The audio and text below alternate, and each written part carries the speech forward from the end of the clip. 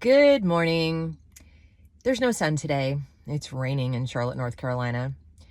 But I want to talk today about the sun and the tendency we have as humans to stare into it. I'm speaking metaphorically, of course. And I'm borrowing this metaphor from my friend Justice Graves, who sat and interviewed with me or spoke with me yesterday on my channel about his time on the school board or school committee in his town in Massachusetts. We talked about his resignation, why he resigned, etc. You can go watch it. It's a great show. I'm really proud of the work we did there. But this metaphor stuck with me. I brought it up again when I sat down to talk to Karlin Borsenko last night, and you should go check that out as well. Another great conversation. What Justice is talking about is our tendency to take one very specific problem with anything really, but let's talk about education, with the system, or more specifically with the curriculum right now in K-12, and get so worked up focusing on it specifically that we lose sight of how it got there in the first place. In other words, the systemic problems that enabled this level of indoctrination to take place, these kinds of bad ideas to take hold, to propagate so quickly, and to go from informational or another way to look at the nation's history that may have come out of the law schools and the graduate schools into some kind of a religious belief system, which is where we are now, where there is no path to a different opinion allowed in K-12, whether you are a teacher or an administrator or a school board member for that matter, and certainly not if you're a student. The students are the most vulnerable. They will be graded. Their transcripts will reflect whether the teacher found favor, looked upon them favorably or not, okay? So we're so busy looking at the lesson plans, which are horrific, listening to the teacher trainings, which, make your skin crawl. And we are righteously angry about it. I agree. I'm furious. Go back and look at some of my early videos. And some of you have criticized, well, you shouldn't be angry, and anger emotion doesn't. I get it. You're right. Acting from a position of anger, and it's actually what I'm talking about today. It's fine to get angry initially, but you have to step back from that and say, okay, why am I angry? There's sort of introspection. Why am I angry about this? What does this offend? What sensibility, what ideas are being attacked? And why am I having this emotional reaction? And then you've got to decide what to do about it. How do I translate that into something rational and effective? Which, of course, I've been talking about for 2 days, and many of you disagree, but that's fine. Let's stay on topic. If we stay not only in the anger, but even if you're not angry, if you just stay on that one thing, that lesson plan, that book, this teacher, this school district, this stoic school board that just sat and stared and didn't even explain to people, we don't have the power to help you, you're going to miss that the system is broken. Okay. Or I shouldn't say broken. It's actually not broken. It's functioning exactly as intended to further the agenda of the people in power. That's my opinion. It's also an opinion shared by John Taylor Gatto. It's an opinion shared by Ayn Rand. It's an opinion shared by a lot of people. Okay. Brad Thompson. A diverse group of thinkers. We're not all on the same page in every particular of our philosophy. And yet the one thing we agree upon are the historical facts.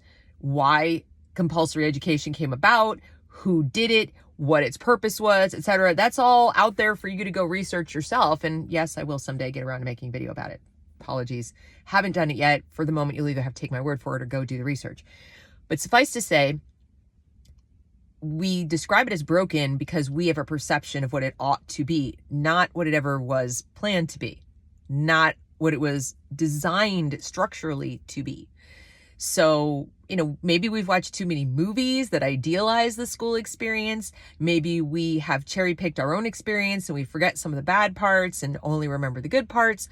Or maybe we literally had a completely different experience than our children are having because things really have changed dramatically, even in small towns where it might have been that idyllic, decentralized, wonderful experience when you were a kid. It could have been.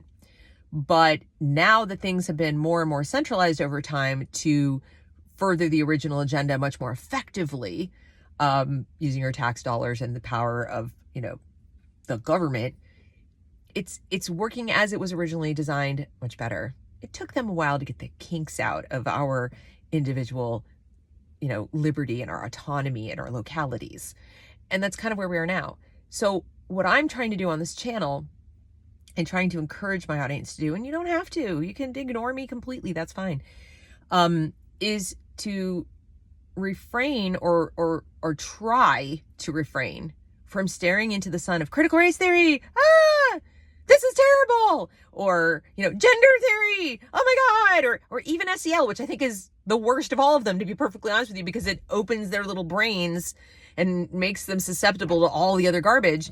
If we stay too long in that place, if we get too attached to, here it is, look at this, look, react to this, here's a curriculum, here's a school board meeting, here's a teacher who's crazy, here's a principal who's not listening, we're going to forget that they're able to do what they're doing because the system is what it is. And you can go and pluck out these little toxins, you can pull them out, and it's still metastasized. The whole system is riddled with this worldview, this mindset. It is so well supported at this point that I would argue, if we're continuing on with our, medical analogy here or metaphor, I would argue these types of pedagogy that break down the individual, that destroy autonomy of the individual, that eliminate real knowledge acquisition and critical thinking skills are like the white blood cells for the system itself. We and our ideas are now foreign invaders. We are bacteria. We are cancer cells. We are whatever it is. That's how we're perceived by the system, if not the individuals in it, although I think there are plenty of individuals in it who see us that way too. And all of the things they're doing are themselves defense mechanisms for the system. What better way to perpetuate a system of, government power over people than to divide and conquer? What better way to divide and conquer than strip small children when they're most vulnerable of their boundaries and their sense of autonomy and their capacity for rational thought, which only develops over time as it is. So if we hit them in kindergarten, that's never going to happen. For most of them, there will always be those little kids who are just impervious to this. Okay. But they will become fewer and fewer and fewer and fewer and farther between. And it won't take long. It won't even take one generation. They've already been doing this. Where do you think these teachers came from? Where do you think their teachers came from? This has been a long, slow march towards its conclusion using education. As I said, the system was designed for this purpose. It's just that the country grew really fast and there were a lot of people, and the people who created the system, died off, but their progeny and their intellectual descendants, had to come up with new ways. They're foiling us at every turn, And if you think it sounds conspiratorial, if you think I sound like a crazy person, that people were sitting in rooms talking about this, go look at it for yourself. Go read the history. There literally were people sitting in graduate school thinking, how do we make a more perfect society? How can we do this better? Aha, we'll do it with younger kids. We'll do it this way. We'll teach the teachers. Yes, this was explicitly stated by many of them. And if you have, Columbia Teachers College being the think tank for pedagogy, what should the other teacher colleges be teaching? Tell us, oh Columbia. Teach this. It is the latest, greatest, wonderful thing. Okay, now some school in Kansas is doing it. Okay, so even though we're a decentralized, country in the sense of our governance and everything, these credentialing institutions had long reach. There's always been this reification of the cathedral and Harvard, Columbia, the Ivies, the thinkers. Yes, we want to be like them. There's always been a little bit of an inferiority complex of the hinterland. Okay? So I guess what I'm trying to say is stop staring at the sun. I guess I might be part of the problem because I keep bringing you, look at this latest teacher doing critical race theory in the classroom. I'm trying to not do that much, if you haven't noticed, but I feel like I have to do it every so often because I don't know who's new to the channel. I don't know who hasn't heard of this yet. And maybe they're not going to go back in time to look at videos I made 3-4 months ago. So part of it is a content producer's quandary of, I know this isn't where we want to be going is focusing on this, but there might be someone brand new who is just getting educated about what this is. So I have to mix it up. But I'm hoping the people watching this now will be a mix of audience members, possibly go back and look at the old stuff, possibly understand why some of the new stuff is a little more cerebral, a little deeper, a little less focused on the weeds and more on, the forest. That's why. The system is systemically rotten and always has been. The system does not have your best interest at heart or your child's best interest at heart. And just because many of us got something out of it over the years doesn't change that. It doesn't change where we are today. And there is nothing to go back to. So if you're thinking we need to reform them and get them back and get back to where they were better, back to what? To when this Hydra was a little less effective at dumbing us down as a society? Really? That's the goal? Shouldn't the goal be to give our kids the best possible education they could have? It never was in the system. Think really hard about your own education.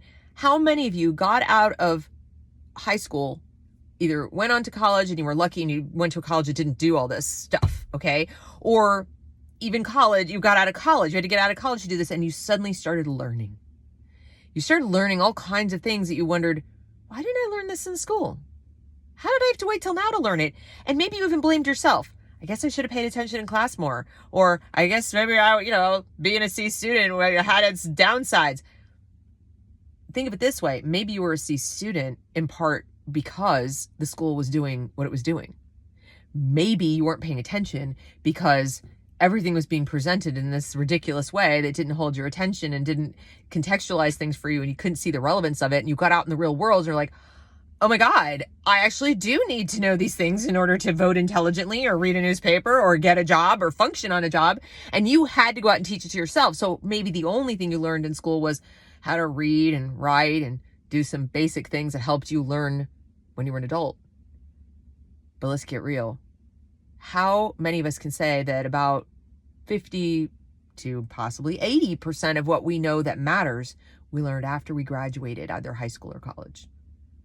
I went to really good schools. I mean, even when I was in public school, I was in a, high tax district in Bergen County, New Jersey. And supposedly the schools were fantastic. And I now, looking back, realize I had 2 teachers in all my years there through 9th grade who were any good. And then I went to a very nice private prep school and I got a much better education. And when I made that transition, I was like, whoa, is this what learning can be? I actually like school.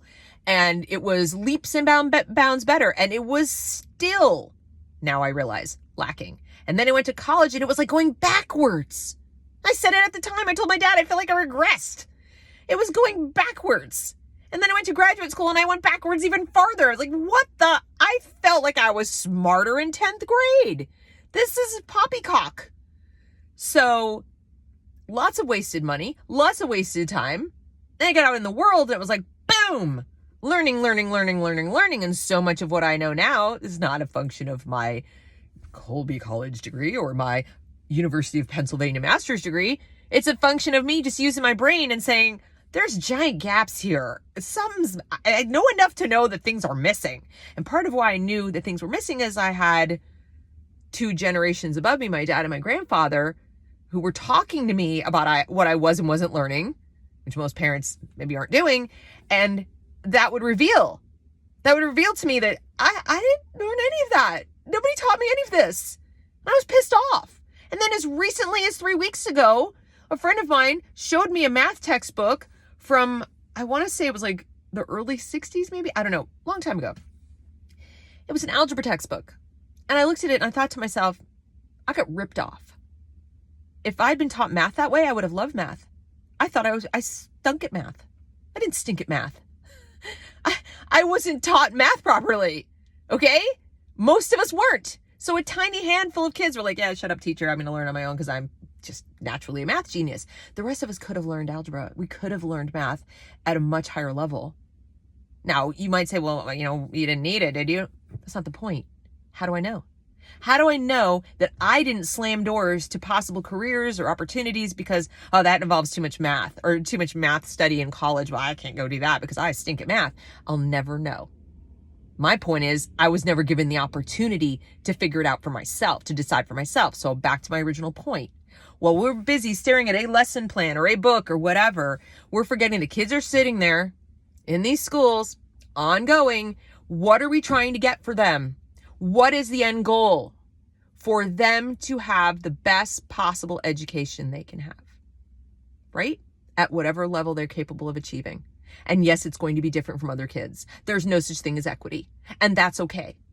It's okay for your kid. It's okay for my kid. I just want to know at the end of it all, when they're 18 years old and going on to whatever they're going to choose to do as adults, that I gave them access to the best shot they were going to have. And that's not possible in this system. It wasn't possible before critical race theory. It wasn't possible before SEL. It wasn't possible before culturally responsive learning or gender theory. And all that these things do is double and triple down on what was already poisonous. That's my point to you. So, with respect, please consider whether you too are staring into the sun and whether you should put on some shades and step back and survey the landscape. Thanks for listening. As always, if you like this sort of content, please consider subscribing to the channel, like, share, join my locals at thereasonwelearn.locals.com where we talk about these things in much more depth. And I'll see you in the next video.